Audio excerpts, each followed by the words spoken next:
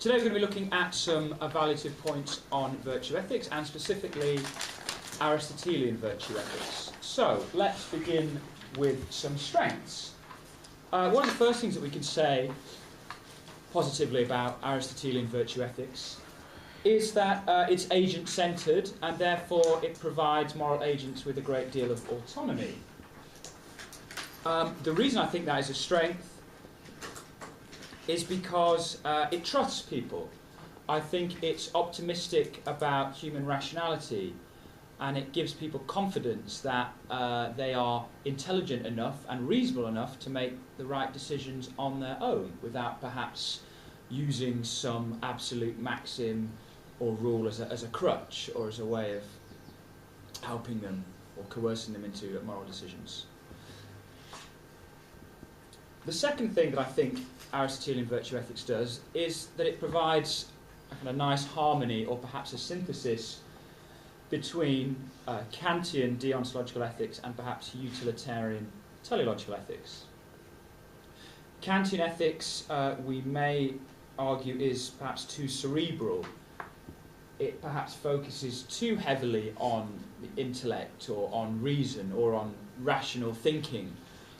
And equally, utilitarianism may be accused of focusing too much on emotion, too much on desire, namely pleasure and happiness. So we've got this kind of conflict between reason and emotion. And I think virtue ethics recognises that, a good ethical theory will combine both of those factors. And as virtue ethics claims, it's important that we use reason, we use thinking, and we also use our desires or emotion.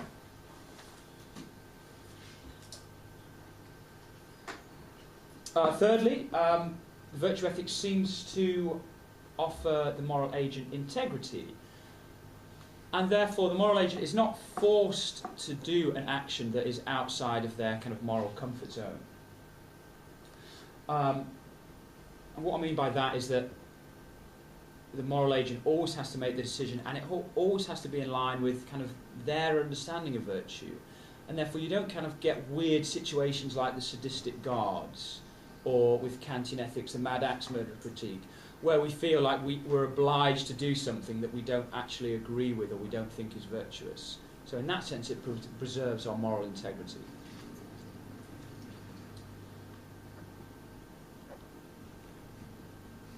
So, some more strengths. One of the advantages of Aristotelian virtue ethics is that it arguably provides community cohesion.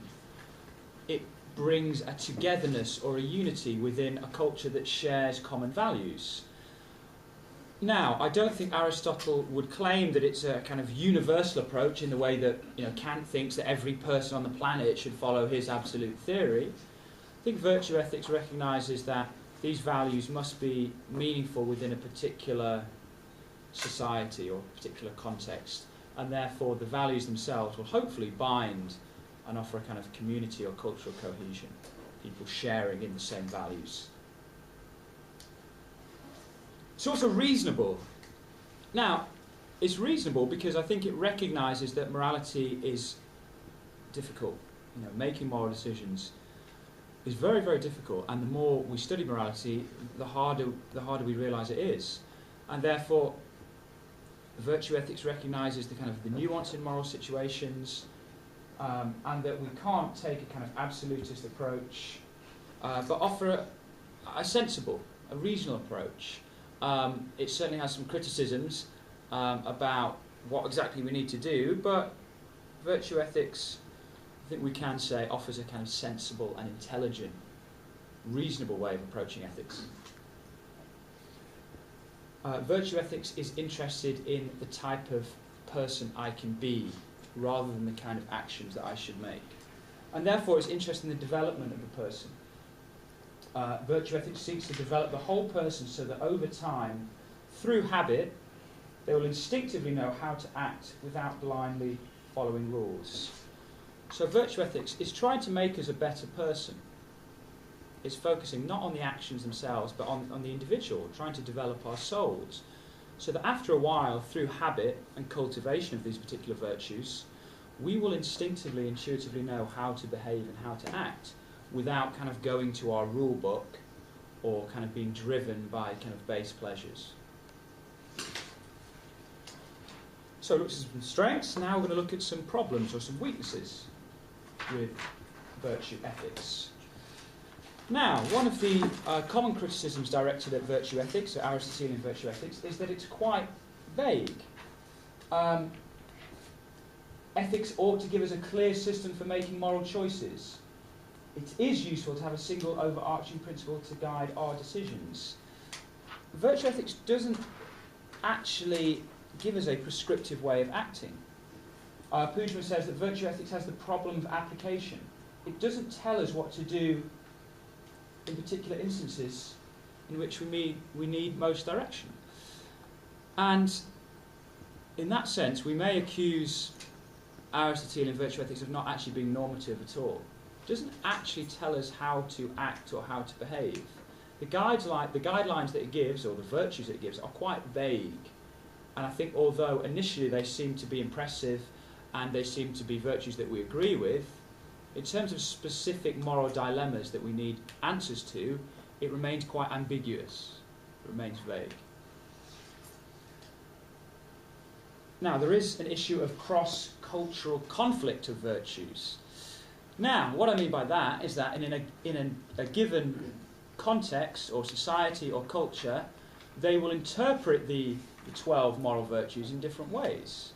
If we look at courage, for example, that could be interpreted very different in an Athenian context, like for Aristotle. It could be interpreted different as people in Southern America, or perhaps Saudi Arabia, or as part of mafiosi, or any kind of different culture. And therefore, well, which one is right? Can they all be right? Is that what Aristotle's saying? It's just however you interpret the virtue dependent on your context. Surely there's going to be a conflict there, particularly when we think about we live in a global society. So we don't live in tribes anymore. It's not simply one culture and their virtues, and then you never meet another tribe.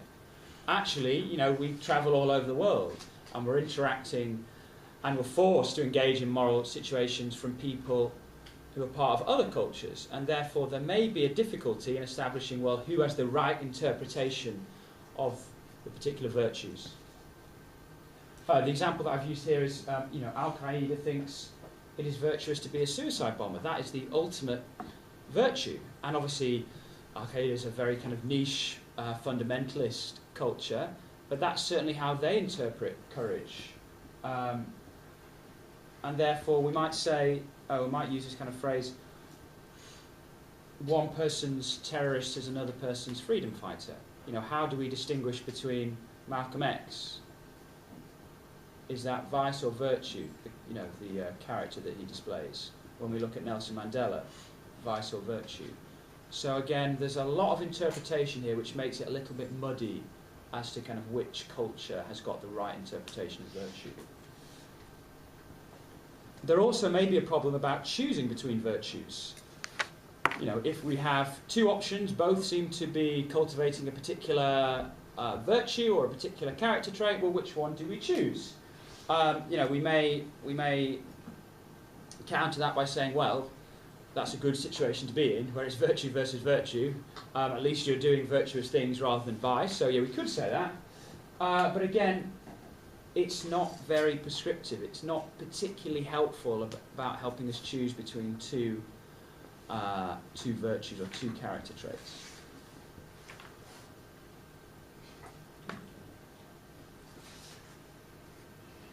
Now, ethics, I think, is different from law. There is clearly a distinction, but often ethics can inform our law and our legislation. And I think that virtue ethics is difficult to use in terms of informing laws. You might be able to legislate against harm. Mill's harm principle has been influential in setting legislation.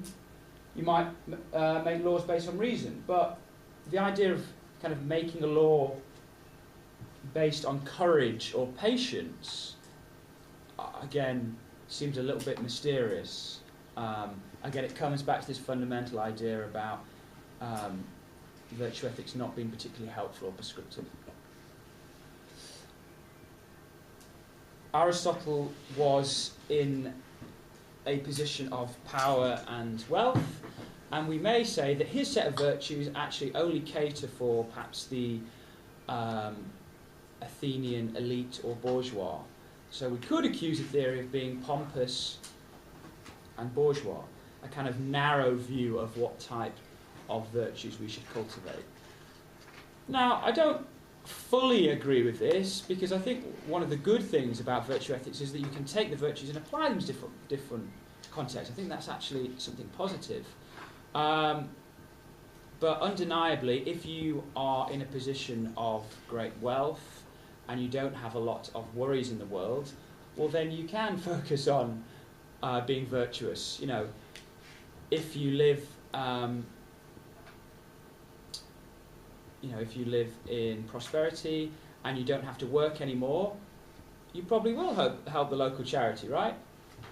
You know, if your husband or wife earns a large amount of money and you don't have anything to do all day, it's quite easy to be virtuous, right? You know, you can help out at the local the shelter, right? You can try and start your own charity. You know, you can do some volunteer work. But you know, there are also things in life that we need to cultivate in order to get to that position of comfort and luxury. So arguably Aristotle's virtues are only catered to a kind of narrow portion of society.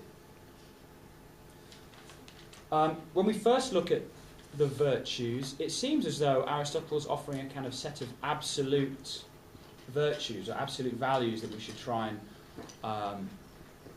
develop and hopefully become habit within our character.